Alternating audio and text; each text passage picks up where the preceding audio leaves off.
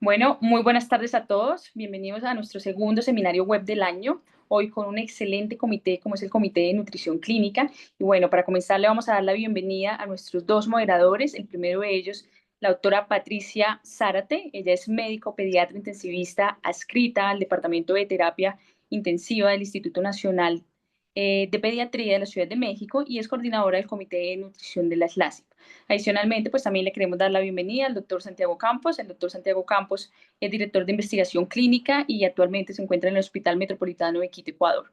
Doctora Patricia Zárate, doctor Santiago, muchísimas gracias por aceptar nuestra invitación y pues el seminario es de ustedes. Muchas gracias. Buenas tardes a todos. Bienvenidos a esta sesión del Comité de Nutrición. El día de hoy hablaremos de la composición corporal en el paciente pediátrico críticamente enfermo. La dinámica de la sesión será como se ha llevado a cabo, presentar a los ponentes, su exposición y al final hacer la sesión de preguntas y respuestas, las cuales pueden ir enviando durante el transcurso de las presentaciones y una vez que se terminen las formularemos. Nuevamente le doy la bienvenida y gracias por estar aquí presente y le cedo la palabra al doctor Santiago Campos. Buenas tardes, buenas noches. Muchas gracias por asistir al simposio de SLASIP. En esta ocasión con temas nutricionales. Es muy importante para el Comité de Nutrición que está funcionando desde 2015. Esta vez ya cumpliremos 10 años de trabajar, tener la oportunidad de compartir nuevos conocimientos con todos nuestros colegas latinoamericanos y ojalá también españoles. Por eso había saludado buenas noches con ellos. Gracias por la invitación a los organizadores para colaborar en esta reunión. Tengo el gusto de presentar a la primera ponente de esta tarde. Se trata de Daphne Baldwin Monroy, que tiene una licenciatura en nutrición, tiene una maestría en nutrición clínica y también es asesora en lactancia materna. Daphne es adscrita a la terapia intensiva y también a neonatología del Instituto Nacional de Pediatría en la Ciudad de México. Y por supuesto, tiene un gran papel académico como profesora de pregrado y posgrado de nutrición humana y nutrición clínica. El tema que Daphne nos va a presentar hoy día se titula Nuevas perspectivas en la composición corporal, técnicas y desafíos. Bienvenida, Daphne. Muchas gracias. El auditorio es tuyo. Muchas gracias por la presentación. Voy a empezar a compartir pantalla. Ya ven mi pantalla todos, ¿verdad? Muy bien. Entonces, voy a hablarles acerca, como bien mencionaba el doctor Santiago, acerca de nuevas técnicas de composición corporal, técnicas y desafíos. Entonces, vamos a empezar identificando de qué vamos a hablar. Vamos a hablar sobre la importancia de la composición corporal en el paciente pediátrico críticamente enfermo. Vamos a tratar de circuncidar no solamente a esta población, qué métodos conocemos y a qué desenlaces podemos asociarlo. En términos generales, si comparamos lo que sabemos de composición corporal de los niños versus lo que conocemos de composición corporal de los adultos, estamos varios años atrás. Y una de las principales razones por las cuales no habíamos tenido este avance es que en términos generales es bien sabido por muchos de los pediatras que a mayor IMC para la edad se asociaba con mayor adiposidad. O sea, es decir, si el IMC para la edad, la desviación estándar tendría a estar más alta, se asociaba o se acompañaba de una mayor adiposidad, cosa que no necesariamente pasaba en los adultos. Los adultos podrían tener un IMC alto y no necesariamente estar ligado a mayor adiposidad.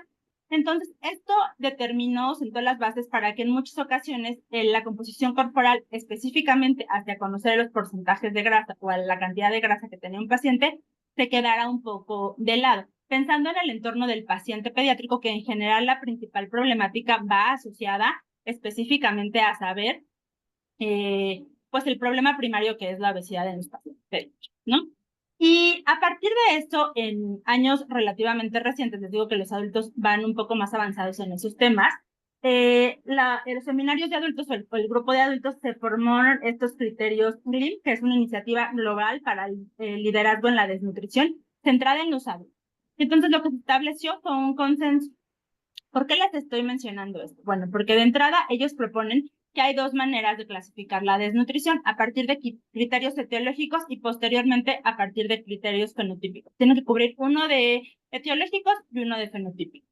Como etiológicos es que coma menos de lo que se recomienda o que tenga alguna enfermedad aguda o crónica relacionada con una enfermedad crónica. Ese va a ser un criterio etiológico. Y por otro lado está la pérdida de peso, un IMC bajo o la masa muscular reducida. Vamos a quedarnos con este concepto de la masa muscular reducida, porque a partir de ahí este comité se ha ido desarrollando, ya ha ido estableciendo nuevas recomendaciones hacia la medición de la masa muscular reducida. Y entonces, en fechas un poco más recientes, en el 2022, se estableció un nuevo consenso para tratar de identificar cuáles eran los mejores métodos para identificar la pérdida de masa muscular o esta característica o este punto del criterio fenotípico que va hacia la depresión de masa o a la baja cantidad de masa muscular. Y ellos sugieren básicamente 4 recomendaciones. La bioimpedancia eléctrica, que la van a encontrar como vía por sus siglas en inglés, el DEXA, la tomografía o el ultrasonido. Y si no cuentas con alguno de estos, puedes regresarte a la clínica, como puede ser la circunferencia de brazo, la circunferencia media de brazo y como último recurso, simplemente la exploración física centrada en algunas regiones específicamente. Entonces, esto es muy importante porque al final sienta las bases de la masa muscular, debe ser medida y es una manera, independientemente del peso, de poder asociar a problemas de la desnutrición. Como para seguramente nadie de ustedes es nuevo este cuadro que tenemos aquí, esta es la recomendación que hace el doctor Nils Mehta para poder establecer los criterios de desnutrición, que se dan cuenta y lo analizan fríamente, es lo más cercano que nosotros tenemos en pediatría hacia unos criterios GLIM o lo más cercano hacia esta manera de evaluar o de considerar la desnutrición. En primer lugar, propone claramente la antropometría y él es muy puntual con qué puntos de corte se deben usar, qué criterios debemos considerar. Posteriormente establece también la etiología. En este caso está ligada hacia la desnutrición primaria, es decir, la desnutrición que está asociada al entorno. Después la desnutrición asociada a enfermedad y finalmente la presencia de inflamación. La presencia de inflamación puede estar complementada o exacerbando la desnutrición ligada a la enfermedad o la presencia de inflamación puede estar presente incluso en la desnutrición primaria. Después tenemos básicamente 3 grandes mecanismos de la desnutrición. El ayuno, la falta de ingestión. En segundo lugar, la mala absorción, las pérdidas o el hipermetabolismo energético. Y finalmente, la mala utilización de los nutrimentos. Y eso se va a ver explicado con 2 grandes problemas. Uno es disminución de la ingestión o aumento de las necesidades. Y eso nos va a traer como consecuencia desequilibrios. Hay 3 grandes maneras de poder encontrar los desequilibrios. Que la ingestión está siendo mucho menor al gasto, el gasto está siendo tan elevado que la ingestión se queda corta, la proporción de energía y proteínas a suministrar suficiente o adecuada aporte de energía versus proteínas y finalmente deficiencia de micronutrientes. Y esto nos va a dar como resultado justamente pérdida de masa muscular y debilidad muscular. En este sentido, el doctor Nils Mehta nos propone que a partir de la antropometría hay algunos señales de alerta, que el niño esté ganando poco peso, que pierda peso, que no alcance el óptimo desarrollo en un tiempo determinado, pues nos va a hablar hacia peores desenlaces. Pero específicamente es la primera persona que pone el dedo en la llaga y nos dice, tenemos que prestarle atención a la pérdida de masa muscular. Este estudio no es nuevo, es del 2013, sin embargo, no se han desarrollado todavía un estándar de oro para poder conocer o estimar la masa muscular de los pacientes pediátricos. Todo eso como contexto, vamos a empezar entonces sí a hablar de cuáles son los métodos de composición corporal. Los métodos de composición corporal básicamente se clasifican en 3. Tenemos los métodos directos, los métodos indirectos y los métodos doblemente indirectos. Como los métodos indirectos los vamos a dejar totalmente de lado porque básicamente es la disección de un cadáver donde podemos conocer específicamente cuánto músculo o cuánta masa grasa tiene. Entonces esto no es relevante para la parte clínica, no nos resulta útil. Después tenemos los indirectos. En cuanto a los indirectos, tenemos la imagen. Dentro de los métodos de imagen es donde se encuentran los estándares de oro en general. e incluso para la población pediátrica, la densitometría y los físico-químicos. Ahorita vamos a ver algunas características de estos métodos y las dificultades que pueden implicar, ahora sí para el paciente críticamente, para el paciente pediátrico críticamente enfermo. Y posteriormente, como siguiente recurso, tenemos los métodos doblemente indirectos. Una pregunta que puede surgir es por qué estos métodos son doblemente indirectos. Estos métodos son doblemente indirectos porque a partir de una medición se hace una estimación. Esa es una de las principales razones por las cuales estos instrumentos se consideran doblemente indirectos, y aquí encontramos a la bioimpedancia eléctrica y a la antropometría. Y entonces, en términos del paciente pediátrico y el paciente crítico, podemos analizar qué características tienen cada uno de estos métodos. No les voy a hablar de todos los métodos, sino de los más relevantes y los que tenemos alguna evidencia en la población pediátrica en esta ocasión. Entonces, en cuanto a la antropometría, el costo es barato realmente tener antropometría, tener una báscula, tener un infantómetro, cintas, pliegues si quieren ir un poco más allá, es relativamente barato, especialmente cuando lo comparamos con otros métodos. La precisión puede subir un poco más, va a depender de las habilidades, qué tan estandarizado esté el equipo, qué tan precisos sean sus protocolos de medición. La precisión va a variar mucho en cuanto a la habilidad de quien la realiza y también las condiciones críticas del paciente. Muy probablemente el personal puede estar bien capacitado, sin embargo, si no tiene los recursos suficientes, una cama que pese, algunas otras características que necesitamos para hacer una buena medición, la precisión va a ir disminuyendo. La utilidad en la clínica, pues seguramente todos aquí vienen pesados y medidos a sus pacientes, entonces la utilidad en la clínica es alta, realmente todos los pacientes tienen esta información en los expedientes clínicos, se espera que se tengan en el expediente clínico, y es casi totalmente operador dependiente. Aquí no los pongo totalmente operador dependiente porque hay un factor que depende del equipo que estamos utilizando. Entonces, casi es completamente operador dependiente. Se ve modificado por el estado hídrico del paciente y se puede realizar a la cabecera del paciente o en la cama del paciente sin mayor problema. En el caso de la bioimpedancia, el costo es un poco más elevado que la antropometría y aquí va a depender de qué tan sofisticado sea su equipo. Hay bioimpedanciómetros mucho más accesibles, hay bioimpedanciómetros mucho más costosos. Obviamente, en función de las características que tenga este equipo, pues va a tenernos como resultado qué tan confiable va a ser la medición o la precisión del equipo. Entonces, esto de alguna manera va ligado. La utilidad en la clínica, ahorita vamos a ver qué tanto se ha utilizado en la clínica. Si ustedes cuentan con un bioimpedancímetro, nos puede brindar muchísima información, no solamente para temas de composición corporal, sino también para temas de, por ejemplo, control de líquidos. Y realmente no es tan operador dependiente, si hay una pequeña parte donde ustedes se encargan de poner los datos en los equipos, entonces pues hay una pequeña participación del paciente, del personal de salud. Después tenemos la tomografía o la resonancia. Su costo es mucho más alto, su precisión se va a considerar como el estándar de oro. La utilidad en la clínica realmente es baja, porque nadie de ustedes va a someter a su paciente a un ataque o a una resonancia para poder hacer o para poder establecer la composición corporal de un paciente. En algunos estudios se hace como se encontraron tantas resonancias o tantas tomografías, sobre todo para algún otro diagnóstico, por algún otro motivo se hizo esta medición y a partir de esta información se pudieron tener datos relevantes y no depende para nada del operador. Entonces, en esta ocasión, pues se va a considerar el estándar de oro, pero realmente la utilidad en la clínica, pues va a ser baja. Después tenemos al ultrasonido, que es un método un poco más reciente. El costo realmente no es un equipo tan costoso si lo comparamos con el resto de los equipos. Obviamente también va a depender mucho del tipo de equipo que tengamos y eso va a ir ligado un poco a la calidad de la imagen que podamos tener. La precisión va a depender del operador, entonces la precisión puede ser mucho más alta si ustedes garantizan o protocolizan o tienen bien identificada la medición. La utilidad en la clínica hasta este momento no es tan amplia como los otros métodos, no se ha utilizado tanto y eso es motivo de interés, y lo vamos a ver más adelante, y es totalmente operador dependiente, ¿no? El ultrasonido depende de la habilidad de quien realiza la medición para que la medición pueda ser precisa y también para que empiece a tener relevancia en la utilidad en la clínica. Sí puede tener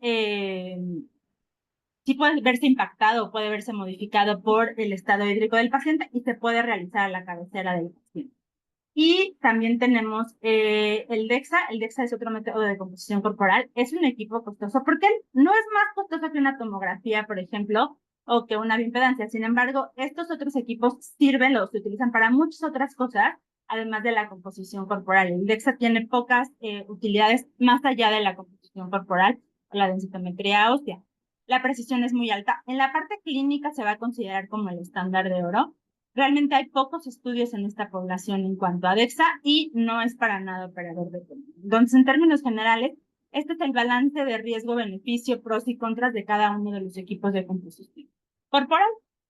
Y ahora sí voy a empezar a contarles un poco de los métodos de composición corporal. No se las puse en la tabla porque este método que voy a hablarles ahorita no se utiliza tanto para estimar la masa muscular. Este se va a considerar un buen instrumento o un buen equipo, un buen método para estimar la grasa. Se ha utilizado en la población pediátrica y ustedes lo pueden ver aquí en la imagen. El nombre de este método se llama pletismografía, que está basado en el principio de Arquímedes. Se basa a partir de que determinada masa mueve una determinada cantidad de aire y en función de cuánto aire se mueva en esta especie de nave que tenemos acá, de cápsulas como una cápsula, podemos determinar las diferentes masas del paciente. Tiene ciertas características, tiene que tener la menor cantidad de aire disponible, se puede estimar o calcular la masa que se tiene en los pulmones, también en los intestinos, que son otras regiones donde puede haber aire en el cuerpo, pero no es un buen método para evaluar la grasa. Es un muy buen método para estimar la masa grasa, perdón, la masa muscular no es un buen método. Hay varios estudios de esto, sobre todo en recién nacidos, en lactantes, en niños alimentados con fórmula, con leche humana, sí hay, pero realmente no se ha encontrado referencias o evidencia sobre esta utilización de este equipo en la composición corporal de los pacientes críticos. Después tenemos este que es el DEXA, que es la absortometría de rayos X con doble energía, que de lo que se va a encargar es justamente, como su nombre lo dice, pues de lanzar una serie de rayos y ver qué tanto de esto se absorbe dependiendo el tipo de masa que se tiene. Ustedes pueden ver en esta imagen que tenemos pues la masa grasa, la masa muscular y el tejido óseo, y a partir de eso te puede dar cierta información a partir de eso. El aparato se parece mucho a una tomografía, tiene una estructura muy similar.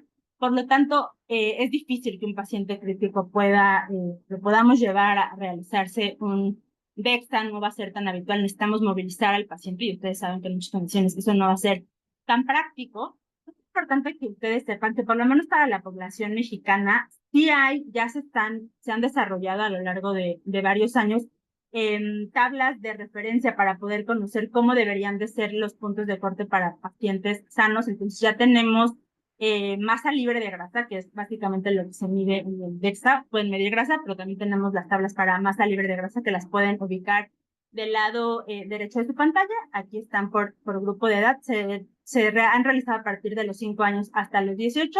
Y en este QR, ustedes si lo escanean, pueden tener acceso al artículo completo donde pueden revisar.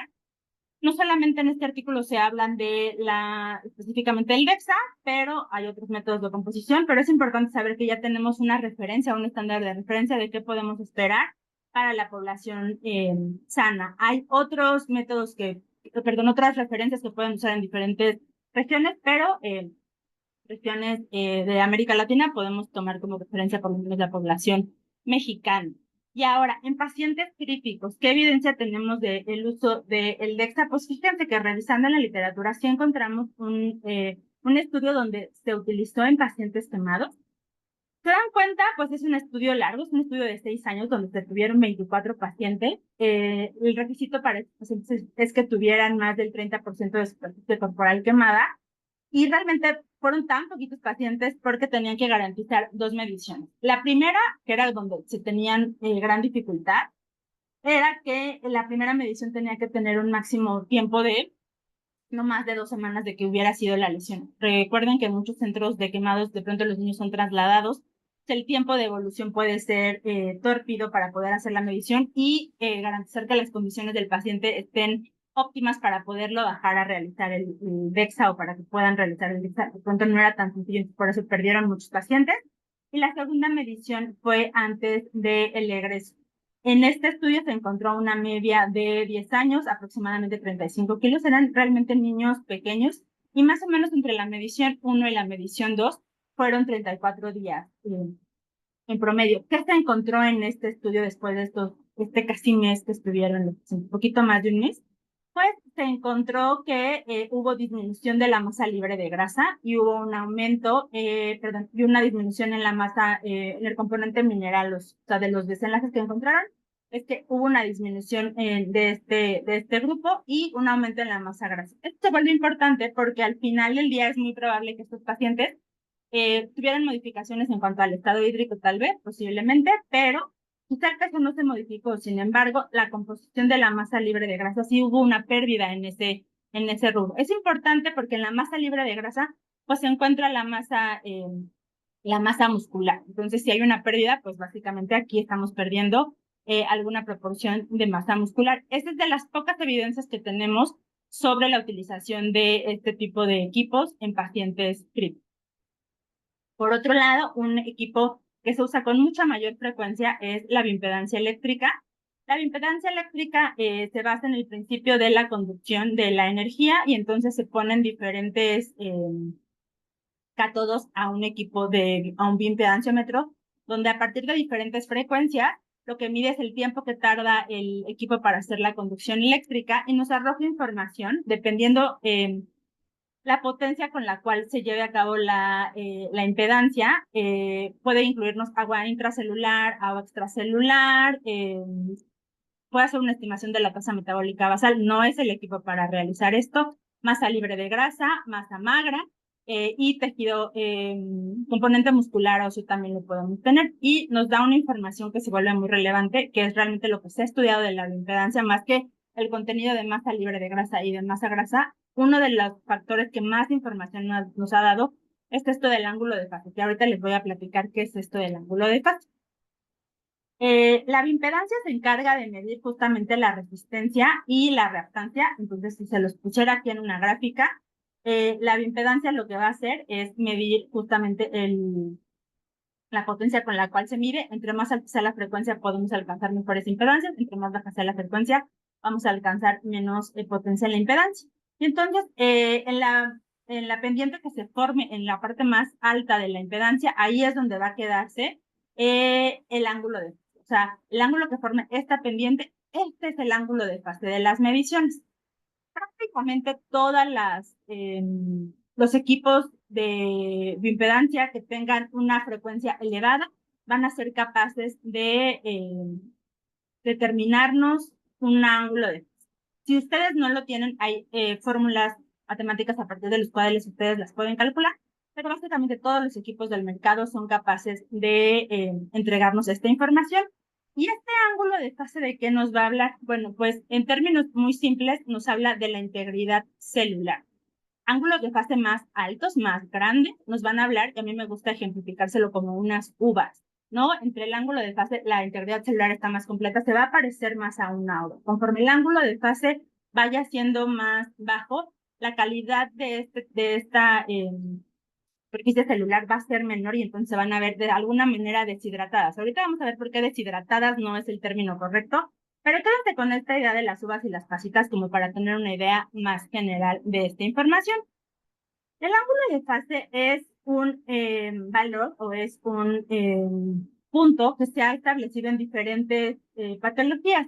Aquí es importante que ustedes noten dos cosas. Esta es una revisión sistemática que se hizo en diferentes patologías, donde ustedes pueden ver acá arribita los puntos de corte que se han establecido para cada uno de los estudios. Si se dan cuenta, los estudios para la población sana, que van a ser los que están como en color negro en su pantalla, o en este caso en azul, van a ser puntos de corte entre 3.8 y 4 y cacho, 4.2, 4.3. Y ustedes van a notar que los pacientes que están con un estado de nutrición subóptimo, por ejemplo, en este caso que tengan desnutrición aguda moderada, pues van a tener un ángulo de fase mucho menos, ¿no? En este caso, los pacientes que tengan masa libre de grasa más altos van a tener un ángulo de fase más alto versus los que tienen una masa grasa menor, ¿no? En relación incluso con los niños sanos. Este es otro de desnutrición donde ustedes ven que los pacientes que tienen más desnutrición van a tener un ángulo de fase más importante. Ambos grupos en este caso tienen desnutrición, pero este además tiene desnutrición que está acompañada de edema, ¿no? Lo mismo en este donde hay desnutrición, pero algunas son edematosas y algunas son no edematosas, ya que ustedes notan que el ángulo de fase va a disminuir en función de que haya presencia o no de edema. Esto se hace para diferentes patologías. Y entonces ahora sí, llegando al paciente crítico, ¿cómo podemos hacer interpretación de este ángulo de fase en el paciente crítico? Quédense con la idea de la diapositiva pasada, que más o menos un niño sano tiene que estar en un ángulo de fase arriba de 4, lo vamos a considerar, dependiendo de la referencia que ustedes hayan considerado. Y entonces nosotros sabemos, ya habíamos hablado que aquí está la resistencia, la reactancia, la impedancia, y entonces aquí se va a formar esta tendencia. Esta línea que está en verde nos va a hablar de el ángulo de fase de un niño en condiciones normales. En un niño vamos a llamarle sano. Y la que está en rojo va a ser la representación del ángulo de fase de un niño enfermo. Ustedes claramente lo ven como en mucho menor. El ángulo de fase va a ser mucho menor. ¿Y a qué se nos va a asociar? Es muy probable que el ángulo de fase va a estar ligado a sobrehidratación o a mayor masa muscular. Acuérdense lo que les dije como concepto. La bioimpedancia lo que mide es el tiempo que tarda la corriente eléctrica en conducirse. Entonces, los músculos o el agua es un buen conductor de la corriente. La grasa es un mal conductor de la corriente. La falta de líquido es un mal conductor de la corriente. Entonces, de pronto, la bioimpedancia, dependiendo de la potencia que tenga nuestro equipo para correr y las frecuencias que tenga, podemos caer en el error de decir, tiene más músculo o puede estar sobrehidratado. Puede darnos como este mal diagnóstico. No podemos tener muy claro. Por eso ahí la presencia del ángulo de fase se vuelve importante. También la utilización de bioimpedancias con mayores rangos de frecuencia para hacer los niveles de impedancia nos va a hablar o nos va a permitir conocer si el agua está intracelular o extracelular, y por ejemplo en algunos pacientes renales podemos tener que tengan alguna terapia de sustitución renal si nos estamos quedando de largo sobre la terapia de manejo de fluidos. Entonces al final esto se vuelve muy importante. Este error o este sesgo se puede librar si ustedes tienen una bioimpedancia con unas frecuencias más altas. Y por otro lado, también la grasa se puede asociar a la deshidratación. Entonces, es muy importante tener en cuenta que este puede ser un error que podemos tener y que lo podemos ir corrigiendo en función del equipo que tengamos, y también que no necesariamente lo vamos a representar en el ángulo de fase. Lo que sí sabemos es que como la calidad de la célula va a ser diferente, sí vamos a notar cuando haya sobrehidratación, no necesariamente lo va a tomar como algo positivo. Como ya vieron anteriormente, la presencia de edema automáticamente hace que la calidad de nuestras células sea diferente, esté modificada, y por lo tanto los ángulos de fase sean diferentes.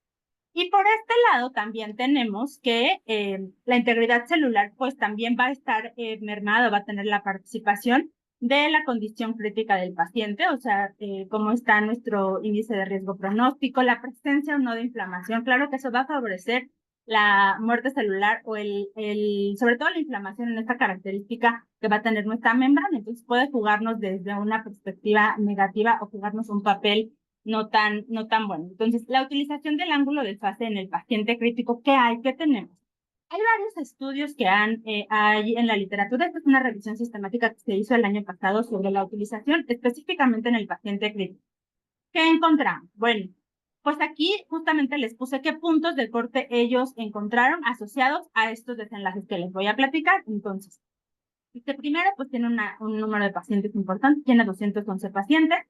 El punto de corte es 3 grados, y obviamente uno de sus principales resultados es que ángulos de fase más pequeñitos estaban asociados a mayor defunción con una P significativa, ángulos de fase más bajos estaban asociados a mayores días de ventilación mecánica. No hubo diferencia o no hubo una asociación entre los días de estancia en la terapia ni en los días de estancia hospitalizados, y tampoco en la mortalidad a 90 días. en este primer estudio. En el siguiente estudio del grupo brasileño, el grupo brasileño ha estudiado mucho el ángulo de fase y en general la composición corporal. Los puntos de corte se parecen bastante. Este es específicamente ángulo de fase y sepsis. No hay diferencias significativas en cuanto a la presencia del shock séptico, pero sí como valor predictivo, ¿no? Los ángulos de fase asociaban a la presencia del shock séptico antes del evento y también después del evento, ¿no? Estos momentos críticos de la presencia de la sepsis se vuelve muy interesante y también los cuartiles más bajos de los pacientes van a tener los ángulos de fase más bajos también. Entonces hay una asociación por ahí no tan clara como en este primero, pero en la sepsis parece también que puede darnos alguna información pronóstica. Este otro estudio brasileño también se asocia a días de estancia y a mayor riesgo de mortalidad. Vean los puntos de corte que usaron como factor. En este estudio de Marino del Reino Unido, también aumenta los días de estancia, el ángulo de fase más bajo, y no tenemos claro cuál fue el punto de corte que se usó. Solamente en este sí sabemos que se usó un equipo de multifrecuencias. Y en este otro estudio, que es como una continuación de este primero, pues justamente volvieron a encontrar, aquí sí es claro que es 2.7, entonces un valor menor a este, se asoció a mayores días de estancia. Aquí es importante que tengan claro que no solamente tiene que ver con la presencia o no de la depresión de masa muscular, o sea, como que hay otros factores. Sí, la masa muscular es un componente, pero también acuérdense estas características específicamente de la presencia de la inflamación va a jugar en contra de esta medición, entonces puede tener como un efecto negativo. Y bueno, todo esto suena muy bonito. A todos en nuestras terapias nos gustaría tener un ultrasonido, nos gustaría tener un bioimpedancómetro, pero si no tenemos esos equipos, ¿qué otras alternativas tenemos? Si recordamos las primeras imágenes donde les presentaba lo que hacen los adultos que ya tienen protocolizado, pues si no hay estos equipos de técnicas de composición corporal, pues regresan a lo básico, regresan a la parte de la antropometría como una medición y se han propuesto sitios similares a los que se encuentran en estos grupos y hay un par de estudios donde independientemente de la antropometría clásica, peso para la talla e IMCD para la edad, que sí sabemos que sí se relacionan fuertemente, sobre todo al ingreso con desenlaces, hay por ahí un par de estudios. Por ahí encontré que cuando les miden circunferencia pantorrilla, sí sabemos que obviamente a medida que el paciente está más tiempo en la terapia, la depresión de la circunferencia de pantorrilla va siendo cada vez menor, pero no se asocia necesariamente a algún desenlace relevante, días de estancia, mortalidad, ventilación mecánica, por lo menos en este estudio no hay muchos estudios, solamente es uno. Y por otro lado, hay otro estudio donde sí asocian la circunferencia media de brazo, desviaciones estándar menos, cada vez menores, van a asociarse a mayores días de estancia. Sí, lo que podemos encontrar, además de la antropometría tradicional que realizamos de manera habitual en nuestros pacientes. Y entonces aquí tenemos como quedándonos la duda si la sarcopenia en realidad es nuestro gran villano oculto. Si de pronto nosotros desde la perspectiva pediátrica no le hemos puesto tanta intención o tanta relevancia a encontrar ni siquiera criterios para diagnosticar la sarcopenia.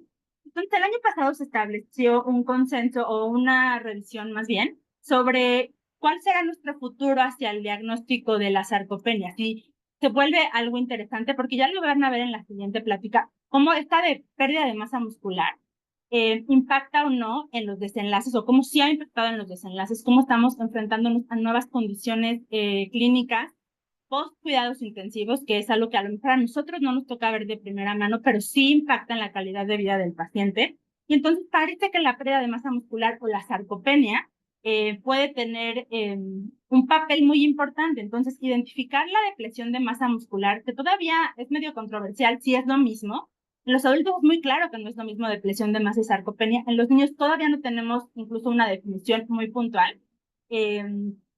Nos cuesta trabajo hacer un diagnóstico. Y entonces no hay un criterio claro para diagnosticarlo. No sabemos cuál es ni siquiera el estándar de oro para poderlo diagnosticar. Y en términos generales, la sarcopenia va a medir la cantidad, pero también la calidad de la masa muscular. Y entonces ahorita estamos apenas explorando qué mecanismos pueden ser útiles para medir la cantidad de masa muscular, pero tendremos que desarrollar todo un protocolo para establecer cuáles son las estrategias o los métodos que podamos tener para medir la función de la masa muscular.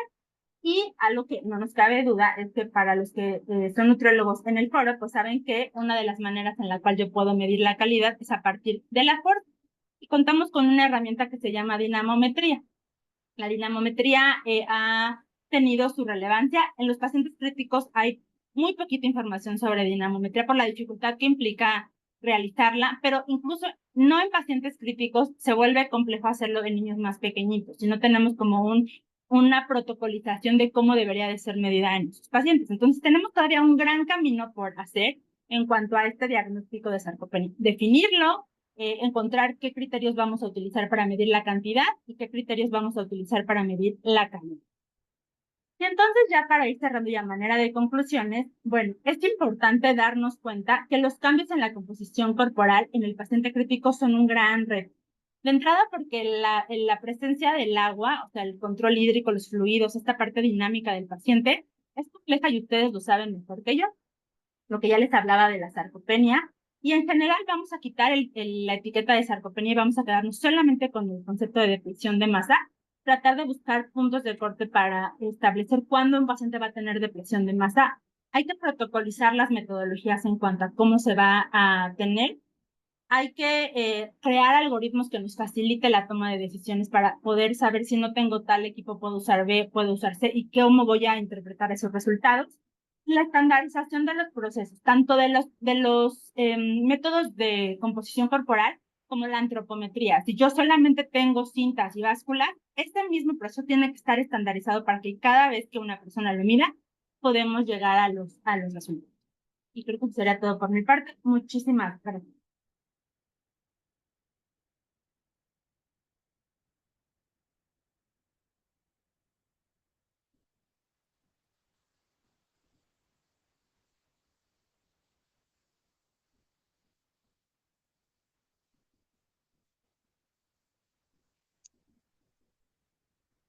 Muchas gracias, Dafne. Excelente presentación como siempre. Y continuando con la sesión, vamos a ver ahora la herramienta, el ultrasonido como herramienta para evaluar la composición corporal.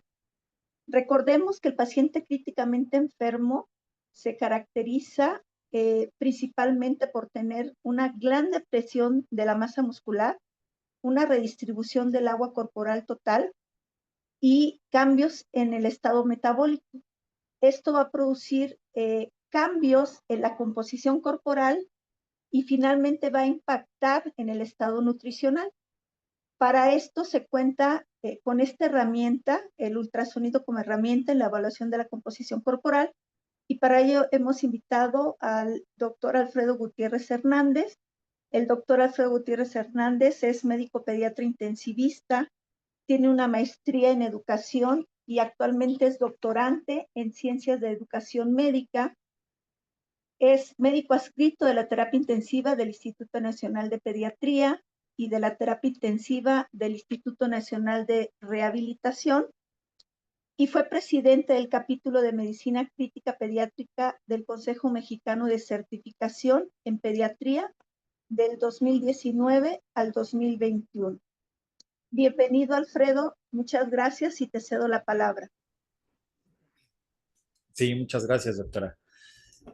Bueno, para tratar de aprovechar todo el tiempo que me corresponde de la mejor manera, pues primero que nada agradecer a todos los que conforman la mesa directiva de SLACIP, ¿no? Al Comité de Nutrición Clínica, al doctor Santiago, a la doctora Zárate, por extendernos esta invitación para hablar el día de hoy con ustedes acerca de cómo el ultrasonido se ha venido a posicionar como una herramienta en la evaluación de la composición corporal y en la terapia intensiva, no solamente en este escenario, sino en diferentes aspectos de la práctica clínica, de lo que hacemos todos los días como intensivistas. Solo que para esta parte nos vamos a enfocar exclusivamente en la determinación de la composición corporal.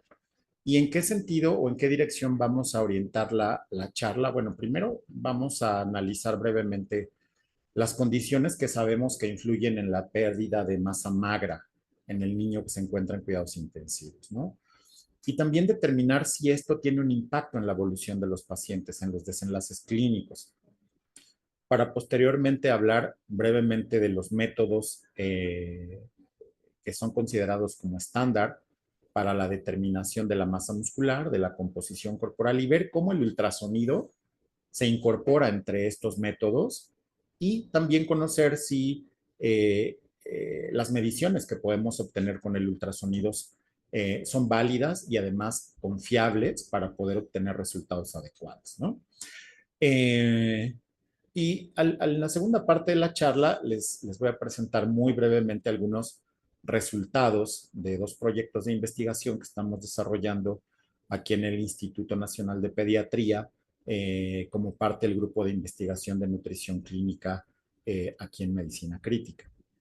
Bien, sabemos que la enfermedad crítica, como nos acaba de mencionar la doctora Zárate, por diferentes factores, entre ellos el aumento en el catabolismo y una disminución en el catabolismo, va a producir un balance proteico negativo. Y esto, consecuentemente, nos va a llevar a una pérdida de proteínas musculares. En algunos escenarios, en diferentes grupos de edad, se ha podido asociar que esta pérdida de masa muscular, que de ahora en adelante vamos a denominar atrofia muscular, se asocia a un síndrome o entidad que en los adultos se ha denominado como el síndrome de debilidad adquirida en la unidad de cuidados intensivos, ¿sí?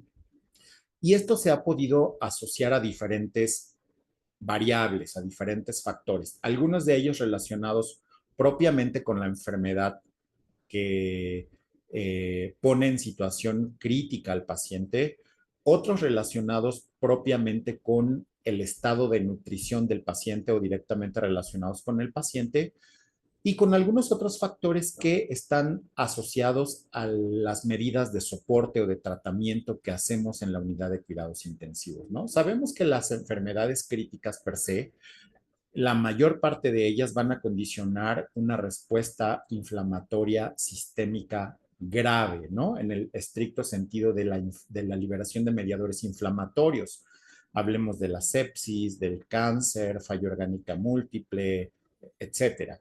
Toda esta liberación de mediadores inflamatorios va a contribuir de alguna manera y también va a echar a andar estos mecanismos metabólicos de contrarreguladores a la insulina que van a favorecer un catabolismo aumentado y con eso la atrofia muscular.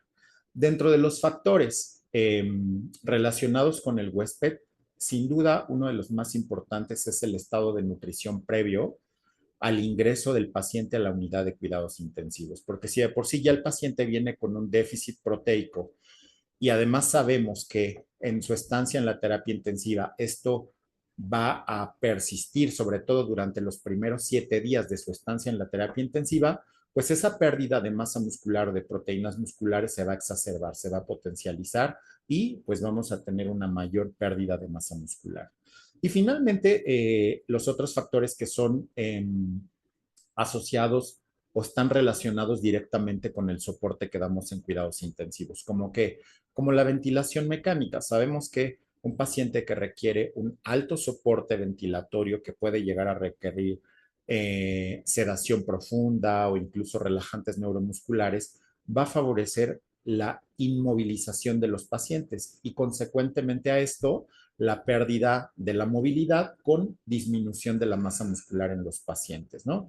Además, por ejemplo, de algunos fármacos que se han asociado a también disminución de la masa muscular, como son los bloqueadores neuromusculares, catecolaminas, esteroides, algunos antibióticos, etc.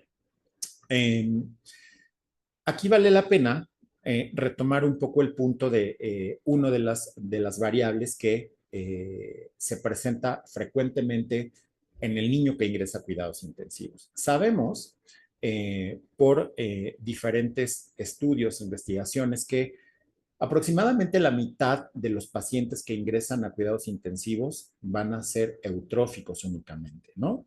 La otra mitad va a tener alguna alteración o algún problema en su estado de nutrición previo al ingreso, desde el 18% aproximadamente desnutrición, 15% obesidad, sobrepeso y un 13% obesidad, ¿no?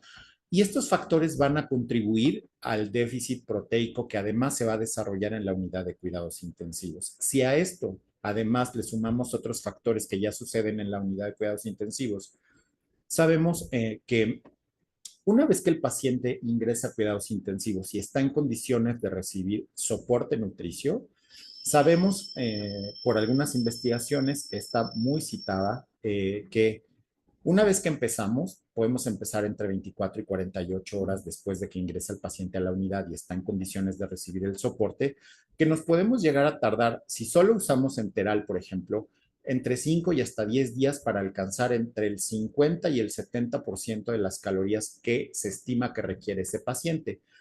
Este periodo de tiempo se puede llegar a cortar cuando utilizamos nutrición mixta, enteral y parenteral. Sin embargo, si es un periodo largo de tiempo en el que el paciente puede estar no recibiendo la cantidad de calorías que requieren los pacientes.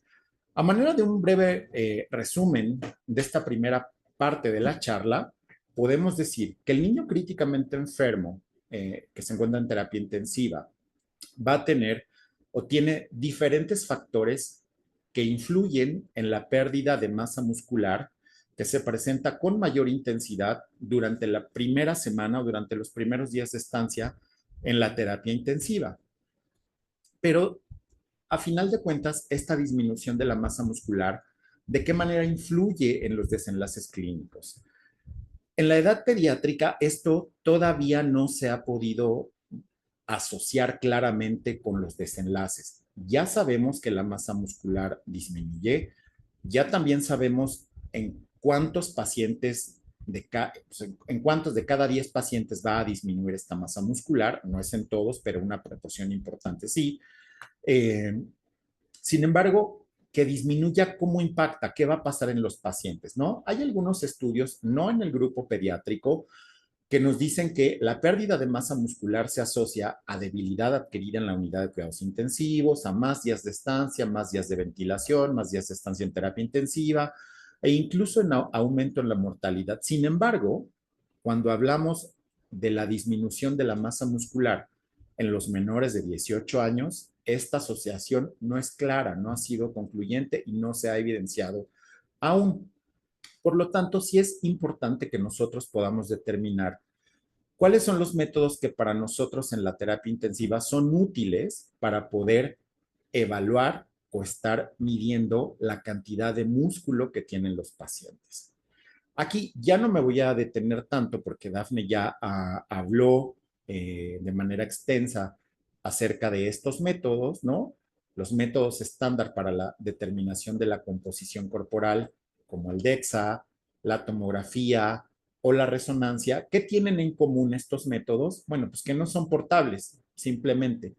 Y al no ser portables, implica que nosotros tenemos que llevar al paciente en el momento que quisiéramos hacer una medición de la masa muscular, a donde se tienen que hacer esos estudios, lo cual pues ya implica un reto, ¿no? Sobre todo cuando el paciente pues está francamente inestable, imposible poderlo mover, ¿no?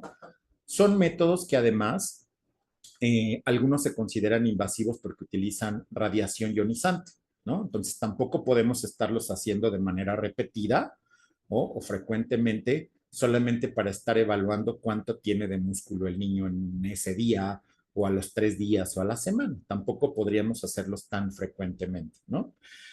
Requieren, al ser estudios realmente sofisticados, requieren una infraestructura dentro de la unidad hospitalaria, ¿no? Y eso implica que incluso en algunos lugares, pues no se tenga la infraestructura para poder solventar la presencia de estos estudios, ¿no? Y además son caros. Son caros por la infraestructura y el propio equipo que se tiene que adquirir por los servicios de salud. Todas estas características de desventaja que tienen estos dispositivos de medición cuando hablamos de su aplicación en el niño críticamente enfermo son solventadas por la ecografía, por el uso del ultrasonido, ¿no? Pero nosotros nos hemos estado utilizando o nos hemos enfocado más al uso del ultrasonido a la cabecera del paciente, no al ultrasonido con fines diagnósticos, ¿no?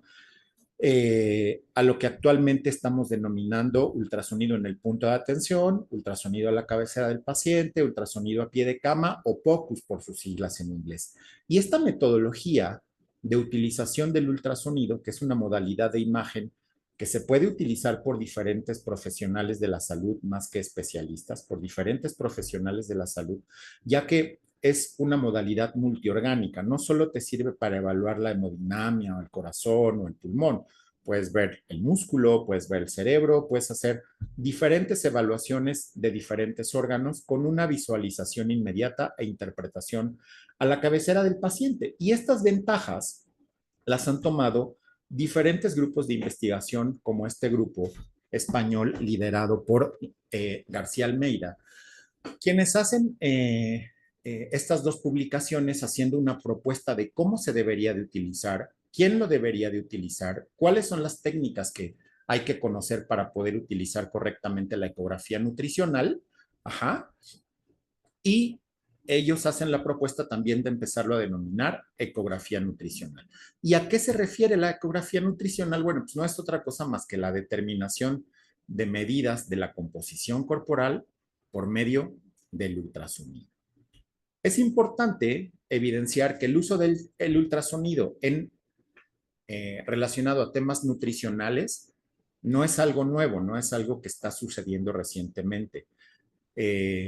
Probablemente tenga más de 15 o 20 años que haya publicaciones acerca del tema, pero en los últimos años ha cobrado mucho auge, se ha impulsado mucho más la utilización del ultrasonido y ha venido a despertar muchas dudas acerca de su uso, de su confiabilidad y algunos otros aspectos, ¿no? Esta publicación ya del uso del ultrasonido en la nutrición, evaluando desenlaces, por ejemplo, hace reportes tanto de niños como de adultos y ya tiene aproximadamente 15 años. La mayor parte de los estudios en ese momento provenían de adultos, ¿no? Pero ya había algunos reportes pediátricos acerca de la utilidad del ultrasonido incorporándose en la evaluación nutricional. Una de las primeras preguntas que surgen cuando hablamos del ultrasonido o cuando se está innovando con técnicas como la del ultrasonido y su relación con la evaluación nutricional es conocer si es un método válido. ¿Y a qué me refiero con válido? A determinar si las mediciones que obtenemos con el ultrasonido son iguales o muy similares a las que se reportan con otros métodos denominados estándar. Ajá. Y del lado izquierdo ustedes pueden ver este estudio de Tomás, ¿no? Donde se comparó la medición de algunos grupos musculares hechas con ultrasonido y otras hechas con tomografía. Y encontraron una diferencia de más o menos 1 milímetro entre ambas mediciones. Lo mismo sucedió cuando se hizo la comparación del ultrasonido y mediciones con resonancia magnética. Vean cómo las mediciones entre ambos métodos, la verdad es que fueron muy similares. Entonces, el uso del ultrasonido es válido para la medición de diferentes grupos musculares. Una de las grandes, voy a ponerlo entre comillas, una de las grandes desventajas que en el contexto hospitalario, en el contexto médico, siempre escuchamos como reto del uso del ultrasonido es que es operador dependiente, ¿no? ¿Y a qué se refiere esto que es operador dependiente? Que tiene cierto déficit en su confiabilidad. ¿Y qué es la confiabilidad? La confiabilidad hace referencia a que cada que hago una medición, ¿qué tan frecuentemente van a ser consistentes esas mediciones? O sea, si yo mido 10 milímetros, en mi siguiente medición que vuelvo a hacer yo, me vuelve a dar 10 milímetros, o me da 9, o me da 3, o me da 15, y que si otra persona mide, también le dé esos mismos 9 o 10 milímetros, ¿no? A eso nos referimos con confiabilidad. Los primeros estudios acerca del uso del ultrasonido y la evaluación de la medición de la masa muscular se centraron en demostrar su validez, que ya dijimos, pues que la evidencia muestra que el ultrasonido es válido para hacer medición de músculo. Y el siguiente punto fue evaluar la confiabilidad. El primer estudio que les muestro en la parte superior, el de Kumerlin, este investigador lo que hizo fue medir el grosor del cuádriceps femoral, y para ello, en adultos sanos, y para ello le pidió a un experto, a un radiólogo, que capacitara a personal o a profesionales de la salud con nula o escasa experiencia en el uso del ultrasonido, enfermeras, nutriólogas y fisioterapeutas para ver qué tan consistentes eran las mediciones y si estos profesionales de la salud podrían hacer mediciones similares a las que reporta un experto, ¿no? Y esos datos que obtuvo este investigador los reportó con una prueba estadística que se llama coeficiente de correlación intraclase. Este coeficiente de correlación intraclase se interpreta de la siguiente manera. Los resultados son menores a la unidad, menores de 1, y los valores aceptables están por arriba de 0.7. Entre 0.7 y 0.8 se considera una correlación moderada, entre 0.8 y 0.9 una buena correlación, y arriba de 0.9 una muy buena correlación, ¿no? Y vean, en la primera investigación que les pongo en la parte superior, podemos observar que Kumerlin encontró un coeficiente de correlación intraclase en su investigación de más de 0.9, ¿no? Utilizando el ultrasonido, profesionales de la salud sin experiencia, evidentemente con una capacitación adecuada previa en el uso del ultrasonido. Años después, ¿no? En el 2023, de Oliveira hace un estudio similar, casi replicándolo, pero en pacientes pediátricos, ¿no? Mismo tema, el experto, el radiólogo, capacita a fisioterapeutas para hacer esta medición y obtiene un coeficiente de correlación intraclase de 0.8, ¿no? Una buena correlación entre las mediciones que hace pues el personal capacitado o el alumno capacitado previamente y el experto, que fue el radiólogo. Entonces, como les decía, estas primeras investigaciones se centraron en demostrar si la herramienta, si la técnica mediante ultrasonido para la medición de la masa muscular era válida y tenía confiabilidad, ¿no? Hoy en día sabemos que el ultrasonido es una herramienta válida y confiable. Las primeras investigaciones, sobre todo las que ya tienen más de entre 5 y 10 años, se centraron en esto. Y empezaron a tratar de investigar la prevalencia de atrofia en diferentes grupos de pacientes. Primero en adultos y posteriormente en pacientes pediátricos.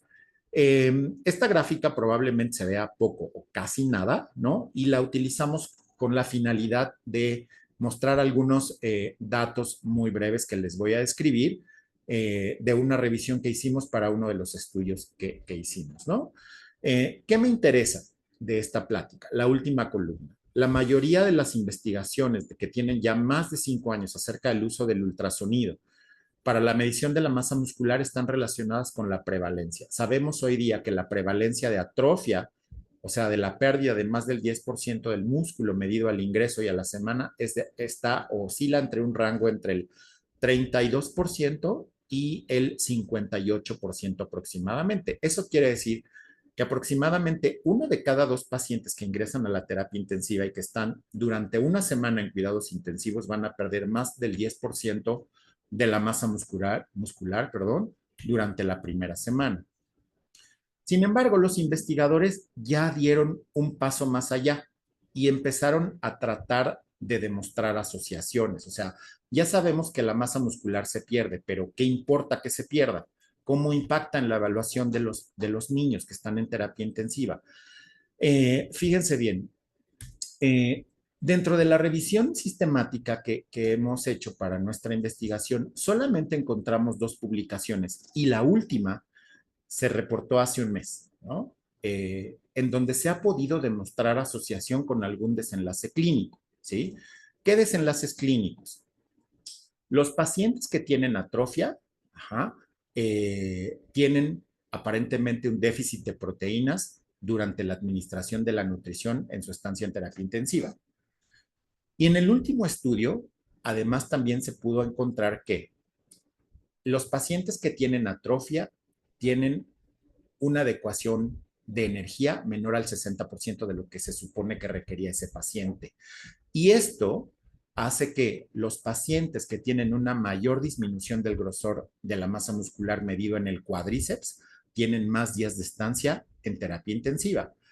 Cuando nosotros empezamos a hacer la investigación que les voy a presentar en las siguientes imágenes, no conocíamos más que el estudio de Figueiredo, ¿no? El del 2021, sí, 2021, en donde realmente la evidencia acerca de la asociación con desenlaces clínicos era nula o escasa. Así es que empezamos a plantear la siguiente investigación, analizar si los cambios en el grosor del cuádriceps femoral medido por ecografía se asocian de manera predictiva al riesgo de mortalidad y a los días de estancia en terapia intensiva en pacientes pediátricos del instituto, empezamos a desarrollar esta investigación. Nosotros hicimos un cálculo, de una muestra para 600 ingresos anuales aproximadamente a nuestra terapia intensiva, con un error alfa del 5% y un poder estadístico del 80%, y con eso obtuvimos una muestra de 108 pacientes. Para este reporte parcial que les estamos dando el día de hoy, vamos a reportar únicamente 50 casos que son los que llevamos hasta este momento, ya que empezamos más o menos en marzo del año pasado a reclutar pacientes, ¿no? Con previa autorización de los comités de ética e investigación de aquí del instituto, y empezamos a ver cuáles eran los pacientes que podíamos seleccionar para nuestro estudio. ¿Qué es lo que estamos haciendo? A los pacientes que son candidatos para ingresar a nuestro proyecto, les hacemos una medición longitudinal en el muslo, desde el borde superior de la patela hasta la cresta ilíaca anterosuperior, y marcamos en el punto medio de esta línea, hacemos una marca transversal para hacer ahí siempre las mediciones con ultrasonido. Hacemos solamente mediciones transversales. ¿En qué momento hacemos estas mediciones? Las hacemos durante las primeras 24 horas de ingreso del paciente a la unidad de cuidados intensivos, luego a las 72 horas, luego a la semana y después una vez por semana hasta que egrese el paciente de la unidad de cuidados intensivos. Y esto es lo que estamos observando. Estamos utilizando casi siempre un transductor lineal con un ultrasonido Chisholm, con los ajustes preestablecidos para músculo esquelético. Y aquí están las mediciones que nosotros hacemos. Medimos desde el borde superior del fémur, todo el vasto intermedio y el recto femoral hasta el borde interno de la fascia externa del recto femoral, ¿no? Y hacemos las mediciones por triplicado, sacamos un promedio y eso es lo que estamos reportando. Bien, como les decía, para esta presentación, pues tenemos un reporte parcial de casi la mitad o del 50% del tamaño de nuestra muestra que calculamos, y esos son los datos que les voy a presentar ahora, ¿no? Nosotros definimos de manera operacional atrofia como disminución de más del 10% del grosor del cuádriceps femoral para tratar de hacer comparaciones con otros investigadores y que fuera homogéneo los reportes y pudiéramos analizar mejor los resultados que obtuvimos, ¿no? Más o menos similar los sociodemográficos para hombres y mujeres, no encontramos diferencias significativas entre sexos. Nuestros pacientes tienen una edad promedio de 9 años y encontramos una prevalencia de atrofia del 44%. Les decía que la mayor parte de los estudios, la prevalencia de atrofia oscila entre el 32 y el 58%, así es que estamos pues más o menos en el promedio, casi en el punto medio de lo que reportan la mayoría de los autores, con una mortalidad del 12%. Pero ¿qué es lo más importante que hemos encontrado en nuestra investigación? Empezamos ya también a confirmar, como el estudio que salió recientemente, que la atrofia sí se asocia a algunos desenlaces clínicos. ¿A cuáles desenlaces clínicos? A los días de ayuno, a los días que nos tardamos en alcanzar las metas de energía, ¿no? En los que nos tardamos más de 7 días de ayuno. También hay diferencias estadísticamente significativas entre los pacientes que tienen atrofia y los que no tienen atrofia, pero de lo que sí pues será nuestra publicación, la primera que reporta esto, es que tiene una asociación predictiva con mortalidad, como ustedes lo pueden ver, ¿no? A presencia de atrofia, más mortalidad en los pacientes pediátricos críticamente enfermos, ¿no? Durante el desarrollo de esta investigación, nos hicimos el siguiente cuestionamiento. Si bien sabemos, o las recomendaciones de las guías de práctica clínica, es que la supervisión o el soporte nutricional se haga por un equipo establecido formal, un equipo de soporte nutricio, en donde se deben de incluir médicos, enfermeras, nutriólogas, fisioterapeutas, rehabilitadores, farmacólogos, etcétera. Y si bien el médico es capaz de hacer las mediciones antropométricas, probablemente quien esté más capacitado o tenga más competencias para hacer estas mediciones antropométricas, sin duda, son las nutriólogas. Así es que nos preguntamos si las nutriólogas de nuestro instituto podrían hacer las mediciones con ultrasonido.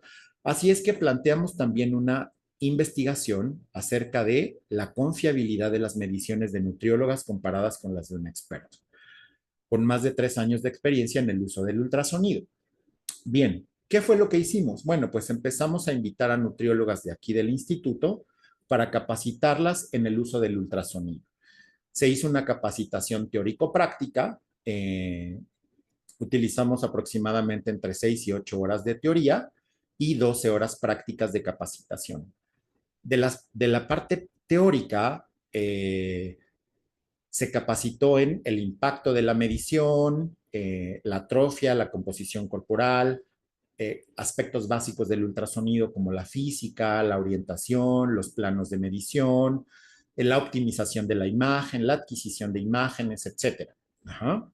Y en la parte práctica, lo que hicimos fue supervisar que estuvieran desarrollando mediciones adecuadas con corrección de las mediciones de las que estaban haciendo las nutriólogas. Y empezamos a medir pacientes. Tuvimos 8 participantes, participaron 8 sujetos que aceptaron la invitación para participar en este proyecto.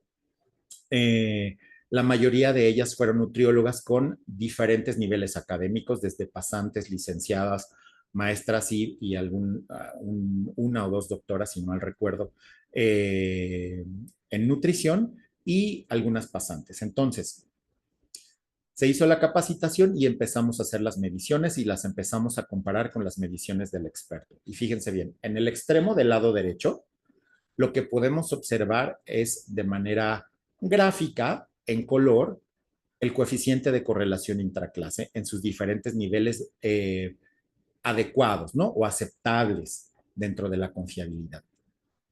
Los que tienen el color verde son las correlaciones más bajas. Esperaríamos que la mayoría de las mediciones estuvieran en color verde oscuro o casi naranja hasta rojo y negro. Y con eso ustedes pueden dar un vistazo al mapa de colores de calor que está en la parte central de la pantalla, en donde la mayor parte de las mediciones hechas por los sujetos que participaron en la investigación, pues están en color rojo, brillante, casi guinda y colores oscuros, ¿no? Esto quiere decir que la confiabilidad estuvo por arriba del punto, casi 0.9, ¿no? O sea, una muy buena confiabilidad de las mediciones que hicieron las nutriólogas capacitadas previamente, con 20 horas aproximadas de capacitación teóricas y prácticas. Muy bien. Bueno, pues para ceñirme a los tiempos, voy a terminar mi plática diciendo que el ultrasonido es un método válido y confiable para la monitorización de la masa muscular. Sabemos que el niño críticamente enfermo tiene una alta prevalencia de atrofia muscular, principalmente durante la primera semana de estancia en la unidad de cuidados intensivos. Hoy día también sabemos, al menos por 3 estudios, incluido el nuestro que está en vías de publicarse, que esa disminución de la masa muscular ya la podemos asociar a desenlaces clínicos desfavorables, a déficit de proteínas administradas en la dieta, a déficit calórico, a más días también de días de ayuno, pero sobre todo lo que encontramos en nuestra investigación y que no se ha reportado por otros investigadores es a más mortalidad, ¿no? Esto para nosotros es muy importante. Estamos trabajando en nuevos proyectos y creo que vale la pena extender la invitación a los que estuvieran interesados en participar para hacer un proyecto multicéntrico que pudiéramos hacer en colaboración con los que tengan interés de participar con nosotros. Agradezco la invitación y muchas gracias.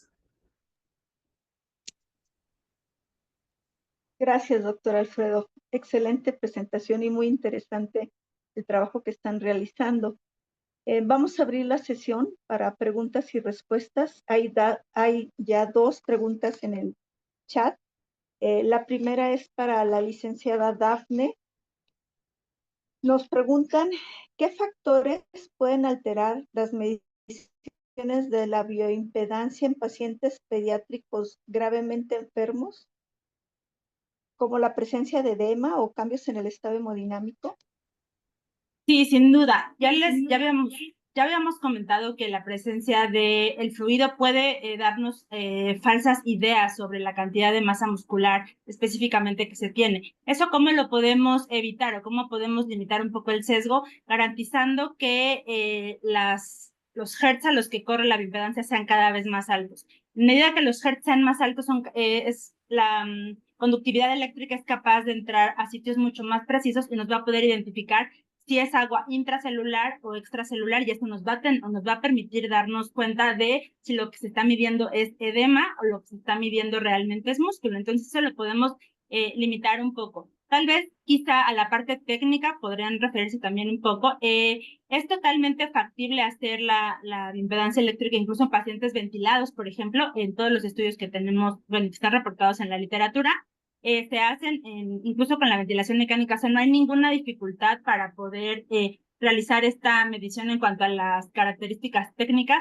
Hay diferentes bioimpedancímetros en el mercado, los cuales son capaces o son aptos para llevarlo a la cabecera del paciente. Estos que les enseñé en la foto, donde son como una especie de bracitos que toman las manos y toman los pies, entonces también nos permite que prácticamente a todos los niños se les pueda realizar. Lo que no les mencioné es que por lo menos los equipos que utilizamos aquí en el instituto están validados para niños que midan más de 100 centímetros. Entonces, toda la población lactante pues va a quedar fuera de esta posibilidad de utilización de medición de bioimpedancia. Muchas gracias, Dafne.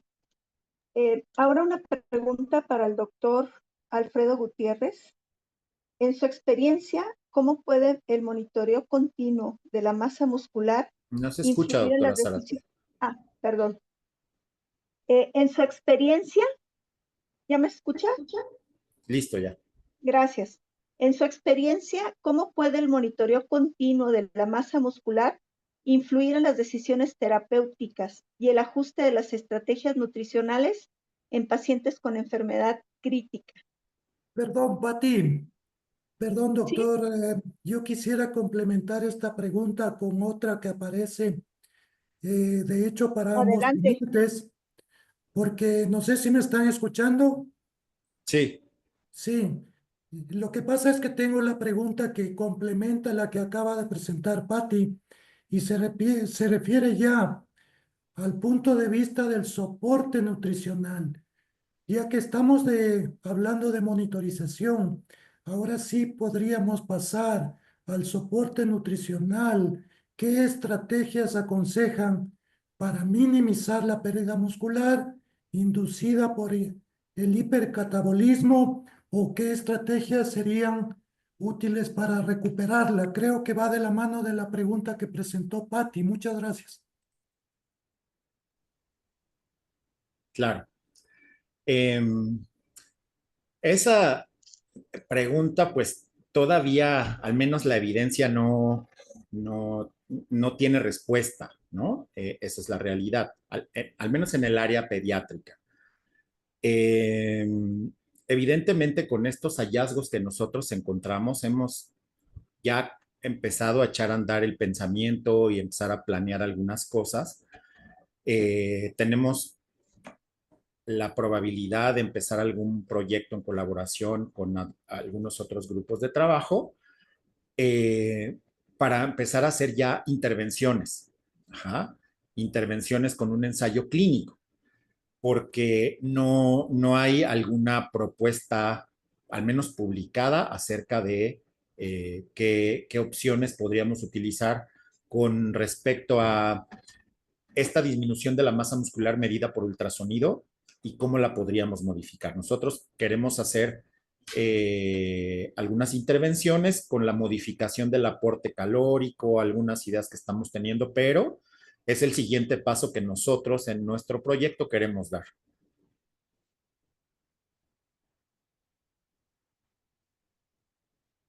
Dafne, no sé si tiene usted alguna opinión al respecto y sobre todo ya en la vida real, en el hospital donde usted labora, ¿qué es lo que están haciendo para la medición de la composición corporal, el qué, el cuándo y el cómo, ya en la vida real? Por favor, Dafne.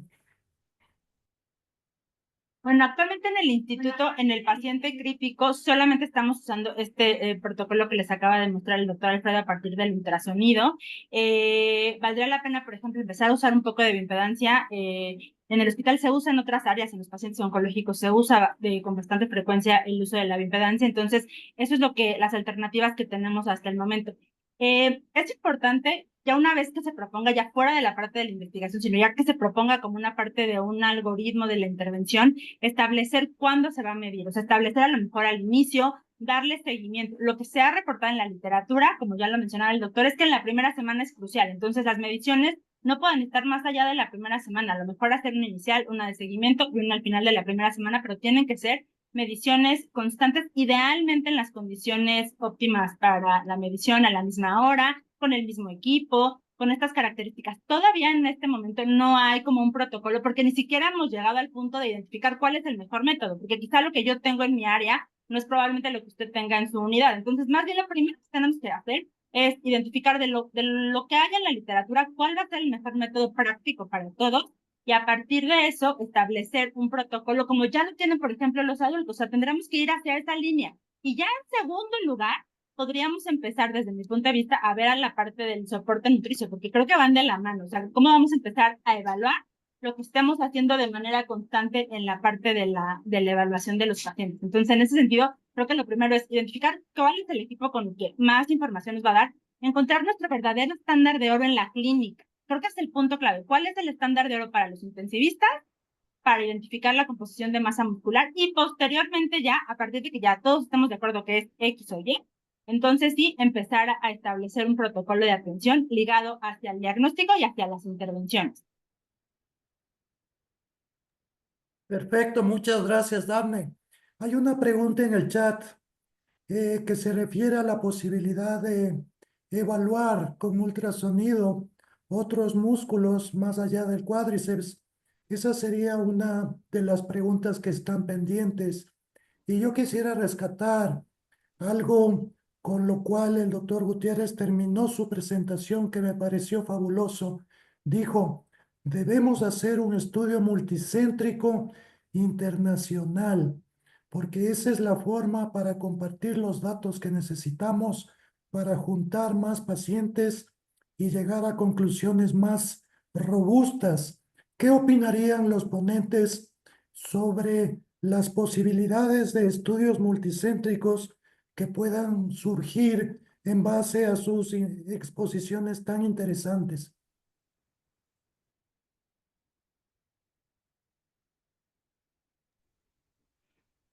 Bien, sí, por supuesto. Nosotros para la revisión del trabajo que estamos realizando, pues tenemos analizados, creo que bastante bien, los trabajos que se han hecho alrededor del mundo. Hay varios brasileños, hay norteamericanos, hay un grupo de trabajo en conjunto con unos franceses, holandeses, el doctor Valla, de quien aprendimos bastante en este trayecto de la investigación. Nosotros usamos parte de su protocolo de medición, modificado un poco de lo que él hace para tratar de acortarlo, pero utilizamos su protocolo de medición Y eso se me pasó destacarlo un poco en la tabla ahí un poco amontonada que les puse, pero la mayor parte de los estudios que hemos encontrado hasta el día de hoy y que analizan la disminución de la masa muscular, al menos durante una semana, tienen máximo 68 pacientes. Son los que más pacientes tienen, ¿no? Nosotros ahorita para esto les presentamos 50, pero ya tenemos más pacientes. Entonces, seguramente cuando nosotros publiquemos este trabajo, vamos a estar dentro de los que reclutaron más pacientes para este trabajo. Pero creo que nosotros tenemos una gran oportunidad porque la población que vemos en nuestros países no es la que nosotros leemos en los textos, ¿no? Por ejemplo, del doctor Valla, francés, y una revisión sistemática con metaanálisis, no es lo que nosotros vivimos en el día a día. Entonces, por eso la propuesta de decirles al final de la sesión que nosotros estamos abiertos a sus propuestas y si quisieran trabajar en un proyecto conjunto, nosotros podríamos trabajar con ustedes, con los que quisieran o tengan la oportunidad de participar y pues organizar la parte metodológica y la capacitación, ¿no? Algunos colegas seguramente están capacitados en el uso del ultrasonido, lo cual beneficiaría mucho al proyecto, pero podríamos establecer medidas como para hacer una capacitación que pues conviniera la investigación que representara parte de la realidad en la que vivimos los países latinoamericanos, ¿no?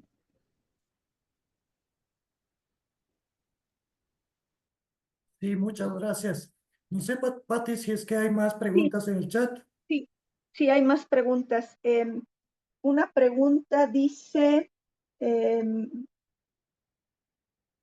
¿cuál es la limitante que se encuentra dicha área para implementar su uso de manera generalizada? Supongo que se refiere a cuáles son las limitantes para utilizar el ultrasonido como herramienta de forma generalizada.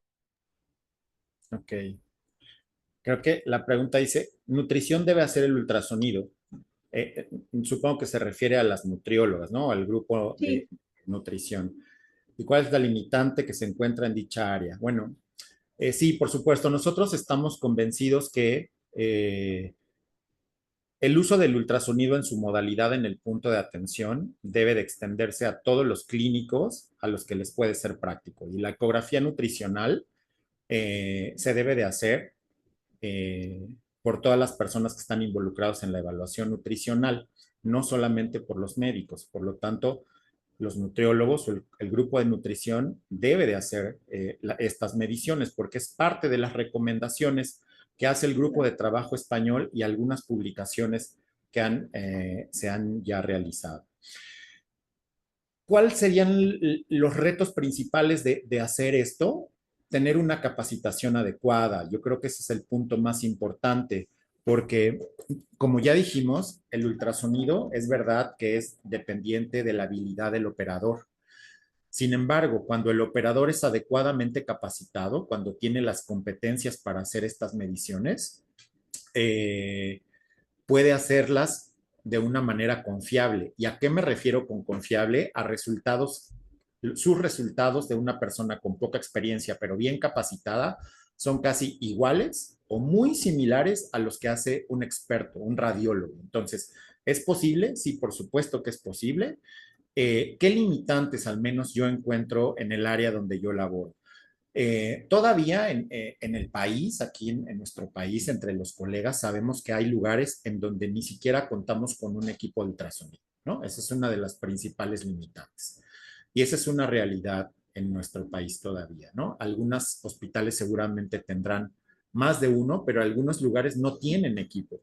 Entonces, esa es una limitante. Número dos, que tiene que ver más con la técnica. Por ejemplo, a nosotros lo que se nos ha dificultado cuando hacemos las mediciones es cuando el paciente ya no está bajo sedación o ya no está tan tranquilo, ya no está inmóvil, sobre todo en los preescolares, ¿no? En los niños menores, en donde pues ya no se dejan medir fácilmente, ¿no? Entonces, eso representa una dificultad importante que puede impactar en la medición que haces. Entonces, En los niños críticamente enfermos, que están ventilados, que están sedados, que están graves al principio, eso nos facilita, ¿no? El que está sedado nos facilita hacer las mediciones. Pero hemos tenido que descartar a muchos pacientes porque no podemos completar las mediciones ya cuando están moviéndose de las extremidades y no tenemos mediciones confiables. Entonces, eso para hacerse en un área de hospitalización en niños pequeños que no son cooperadores, eso realmente podría ser una dificultad, ¿no? Y de ahí, pues, podríamos agregar también las cuestiones sociales de cada hospital, ¿no? Que en algunas áreas sí tienen equipo, en algunas otras áreas no, que no te lo puedan prestar los de tal servicio, etcétera, ¿no? La parte del contexto social de cada hospital, pues sí se tendrá que evaluar por separado. Pero esos son las principales dificultades que yo encontraría para que no se haga generalizado, ¿no? Además de la falta de docentes capacitados todavía en pediatría. En adultos esto está un poco más aceptado hacerse de manera rutinaria, pero en el área pediátrica, en pocos lugares los pediatras ya hacen ultrasonido de manera rutinaria. Yo me atrevería a decir a que son pocos centros los que involucran a sus pediatras. Las áreas críticas tienen un poco más de apertura, pero los pediatras todavía no están haciendo ultrasonido en el punto de atención y por lo tanto no hay suficientes docentes para capacitar a los demás colegas que quisieran aprender. Gracias, Alfredo. Hay otra pregunta que dice para la licenciada Dafne, ¿qué estrategias se deben de emplear para que el aporte de proteínas sea lo adecuado de acuerdo a la condición de pérdida muscular y que este aporte proteico no sea consumido como energía? Pues esa es una pregunta muy compleja. La verdad es que la pregunta es bastante compleja. No hay una estrategia óptima. Si tuviéramos esa estrategia, pues no tendríamos estas prevalencias de atrofia, ¿no? En primer lugar es tratar, que algo que mencionó el doctor Alfredo que es muy importante, como ya vimos, los días que nos tardamos en llegar a la meta, esa es una estrategia importante a tomar en cuenta. Entonces, tener muy claro que si el paciente tiene que estar en ayuno por la condición crítica, mantener el ayuno. Pero una vez que ya iniciamos el soporte nutricio, empezar primero que nada a medir. O sea, yo les invito a que en sus centros empiecen por determinar cuánto se tardan en llegar a la meta de energía. ¿Qué estamos planteando como meta de energía? En recientes publicaciones hemos encontrado algunas recomendaciones de cómo tendríamos que hacer estos incrementos en cuanto al aporte de energía, ir incrementando en función de la condición clínica del paciente. Entonces, tratar de llegar a la meta de energía. Y sin duda, una parte muy importante que está ahí en la pregunta, que es, no solamente importa la proteína, creo que hacia allá va, o sea, no tenemos una manera objetiva específica para garantizar que lo que le hace falta a ese niño es proteína, ¿no? El balance nitrogenado nos puede ayudar, sabemos que tiene sus bemoles en la parte clínica, puede ser una herramienta, pero tiene que estar ligado al aporte total de energía, porque si yo le doy muchas proteínas y estas proteínas se van con bajo aporte de energía, la verdad es que para el impacto que va a tener va a ser poco. Entonces, no hay una sola estrategia, no hay un solo método siquiera, o sea, ni siquiera la parte de la composición corporal nos podría dar este resultado o esa respuesta, pero lo que tendríamos que empezar a hacer, yo creo que tendríamos que ir un paso atrás y ver cuánto tiempo nos tardamos en establecer nuestras metas de energía. Pues creo que por ahí tendríamos que empezar a sentar las bases sobre qué vamos a hacer, sobre la protocolización de los procesos de atención en cuanto a temas nutricionales. Creo que ahí tenemos una gran área de oportunidad para saber qué vamos a hacer y hacia dónde vamos. Gracias, Dafne. Y una pregunta que te quiero hacer es si la bioimpedancia en pacientes críticamente enfermos puede darnos datos fiables sobre la masa corporal magra durante uso de fármacos que afectan el equilibrio de los líquidos, como pueden ser los diuréticos, por ejemplo, o medicamentos natriuréticos. Sí podemos tener información sobre si estamos, dónde está el agua, o sea, algo a lo que no profundicé porque hablé un poco más del ángulo de fase. Sí podemos tener relación a si este paciente tiene edema. Entonces, sí nos puede dar información sobre si nos está haciendo, tenemos sobrecarga hídrica o nos está haciendo falta volumen. Esa información sí la podemos tener clara dependiendo del equipo que usemos. No quiero generalizar porque no todos los equipos de composición corporal de bioimpedancia nos pueden dar esta información, pero sí hay equipos capaces de darnos información sobre dónde está el agua. Entonces, ya sabiendo en qué parte del cuerpo está el agua, nos va a ayudar, o sea, si está intracelular o extracelular, a eso me refiero, también cómo está distribuida en el cuerpo incluso, nos va a ayudar a saber si lo que nos está haciendo falta es volumen o nos está sobrando agua. Y no necesariamente tiene que estar ligado a el estado muscular. Eso es muy importante. Yo sé que en la gráfica, y que tal vez por eso viene que les puse músculo y agua, ¿no? Como exceso de músculo o fluido. Sí tenemos herramientas para poder diferenciar eso. En adultos, por ejemplo, se usa para los pacientes con cardiopatía, para esta cardiopatía congestiva, ver si les hace falta volumen. También hay otra parte del uso de la bioimpedancia específicamente para guiar la terapéutica del control del paciente con enfermedad renal crónica. Por ejemplo, las terapias de sustitución renal están guiadas en algunos centros por los resultados de la bioimpedancia. Entonces, sí nos puede ayudar. La fiabilidad del estudio, que es algo importante que la pregunta lo tendremos que hacer contra un estándar de oro. Yo no te los presenté porque en la revisión sistemática no hay, pero el grupo brasileño sí compara el uso de la bioimpedancia contra resultados dados por el estándar de oro, que es la tomografía, algo así como lo que nos enseñó el doctor Alfredo con el ultrasonido. Sí hay un estudio, la población es pequeñita, pero para medir fiabilidad es suficiente. Y sí parece que hay buena relación y buena confiabilidad entre los resultados entregados por la bioimpedancia en el paciente crítico versus lo que nos entrega la tomografía. Entonces, en cuanto a confiabilidad, específicamente sí parece ser confiable. No. Bueno, pues, muchas gracias. Ya son las 5:30 y respetando el tiempo programado para la sesión. Creo que tenemos mucho que trabajar. Tendremos que realizar protocolos estandarizados en nuestras unidades para contar con métodos más confiables que nos permita una mejor evaluación del estado nutricional y del riesgo nutricional de nuestros pacientes, lo cual sin lugar a dudas va a impactar en el desenlace de nuestros niños. Muchas gracias a doctor Alfredo Gutiérrez y a la maestra Dafne Baldwin por sus excelentes presentaciones y por todo el trabajo que están realizando. Y como dijo el doctor Gutiérrez, se pueden comunicar directamente con el Comité de Nutrición o con la maestra Dafne o el doctor Gutiérrez para tratar de hacer un estudio multicéntrico, que sería lo ideal.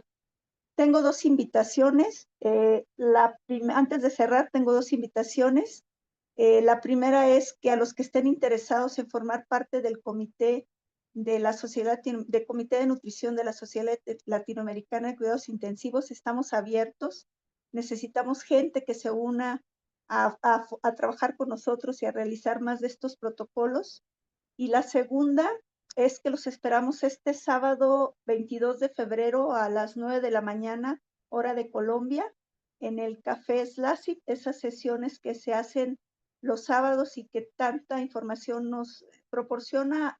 Ahora hablaremos de terapias de sustitución renal.